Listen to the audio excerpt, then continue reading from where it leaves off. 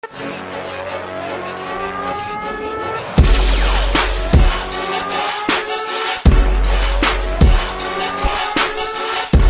on? It's just bringing another raw edition straight from my heart for me to do, because that's what I do. This is going to be one of my most epic, down to the roots Call of Duty comms with the most information that you'll ever get to this point, until I do more research, of course. If you are a friend of an investor of Call of Duty, a friend of the CEO Eric Hirshberg, I'm sorry, I ruined his name, Eric Heisberg. If you are the friend of Bobby Kotick, one of the main CEO of Activision, not Call of Duty, I guess that would be Treyarch, or whatever division it is. If you're a reporter for gaming, this is going to be an important video for you. So here's the problem I want you guys to understand that's going on with Activision, and the difference between the CEO's mission statement and the developers' interpretation, or their lack of interpretation, of the CEO of Activision general statement for Call of Duty. Now, if you had the opportunity to listen to the quarterly report of Activision, specifically, you know, Bobby Kotick's mission statement for Activision is retention and long-term stability of video games, of the games, their mainstay games. And the one that I'm talking about is Call of Duty. And I want to show you why Activision is spending more money, and who is the reason behind Activision spending more money to retain the subscribers they have instead of growing them. Let me put it to you that instead of growing retention, they're losing subscribers to their game and overall retention. And I'm going to show you where the problem is. All right. Instead of the main statement of Bobby Kotick, the main Activision leader of Activision, I don't know, I mean, double negative, whatever. His main mission statement is to retain Call of Duty players. Okay, and that's his goal. That's what he does. But in the next levels below him, you know, we get down to David Vonderhaar, where this is where the breakdown comes into.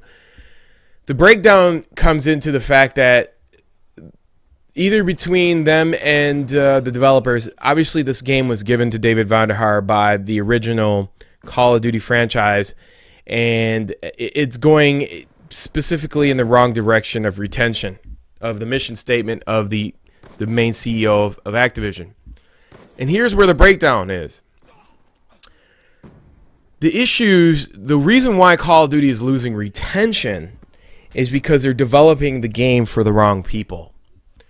And it's not, we already have, Call of Duty already has 20 million people, or X amount of people per quarterly online subscriptions. The problem is they develop games for an obscure, elitist, right-wing Call of Duty group, and maybe in a couple of liberal groups. They don't develop it for the mainstay of the game. And that's where the problem comes in. You know, you have developers like David Vonderhaar developing the game for obscure Call of Duty players. And that includes MLG, pro scene, esports, whatever you want to call it. That does not translate into sales into the Call of Duty franchise. And therefore, what is happening is they're losing huge amounts of retention into the way the game is being made for a specific group of people, i.e. snipers like this gameplay, MLG pro players, and that's it. And I'm going to get to the end part of this too, which is very fascinating. So what is happening is, you know, now we are seeing core gameplay between Modern Warfare 3 and Black Ops 2 is basically the same. The same online core amount of people that are playing this game during the day, and it's dwindling. And the reason it's dwindling is because of developers like David Vonderhaar paying attention to obscure right-wing players and obscure liberal styles of gameplay instead of the majority, who are the retention and the main philosophy and mission statement of Activision, is to retain the amount of people. So then you have quarterly reports were asked by some of the investors as to how are you going to retain the subscribers that you have and gain new ones. Instead of making the game for the majority of the people, what they do is that they said that they're going to spend more money on advertising because of the Call of Duty new platform and new engine, which is not the case at all. You know, these are not the cases. The case is that they're making the game for a small group of people that is insignificant. They should be making the game based on their mission statement for the majority of the people who play the game. And that's why Activision is losing subscriptions. That's why Activision is spending more money. It's because of David Vonderhaar. You know, my goal would be to, if I was Bobby Kotick or Eric Hirshberg, I would have Mark Lima fire David Vonderhaar and start working for the majority of the public who want this game the way it should be. This is an arcade shooter. It was never intended to be made an esports game. If you wanted to do that, you should keep the subscriptions that are in the Call of Duty franchise with the majority and do a spin-off game. And if the spin-off game is successful, then it's a double plus for you. Not only is it a spin-off competitive game, but also it'll retain its own subscription base of new players, instead of disenfranchising the ones you do have that are loyal to your franchise and creating a cancer and splitting those people off and making them leave your franchise. You know, this is the reason why Activision will be losing money and spending more money to retain the subscribers they do have. I mean, the people that are staying are very hard, loyal Call of Duty players, and they can only take so much. It's fascinating to me that David Vonderhaar will trade in the majority of the people who pay the bills and keep the subscription base in his favor. Instead, he'll kneel down to a right-wing style of Call of Duty players with a very low retention rate in the game. You know, this is what's mind-blowing to me, that you would sacrifice all that Call of Duty has been built up to for a small portion, about at least 2,000 or 3,000 people, a very small portion of this game, like a right-wing lobbyist type style Call of Duty players. This is what you'll sacrifice the whole franchise for.